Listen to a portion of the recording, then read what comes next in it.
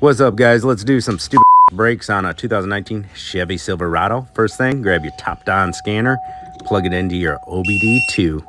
Open your Top Guru app, go to the electronic parking brake, and go ahead and retract those calipers right away before you do anything else. It'll make some funky noise like this. Remove the 2 bolts from the back of the caliper, here and here. Wiggle the caliper around until you've dropped about 3 to 5 F-bombs trying to figure out which way it'll lift over the leaf spring. You'll be good to go. Since we have it in service mode, we'll be able to push our caliper straight in, no turn back necessary. Now grab an 8-foot breaker bar to break the 2 mounting bracket bolts loose, because you know GM uses enough Loctite to keep them tighter than a nun's.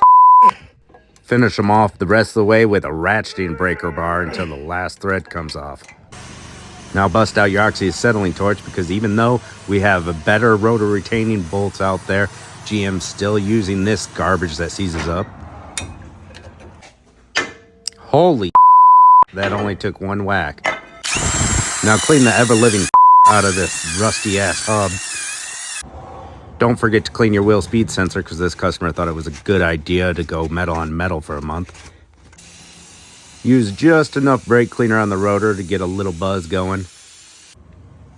Assemble your pads and tighten these pieces of bolts down. Don't forget to clip that stupid wear indicator sensor in.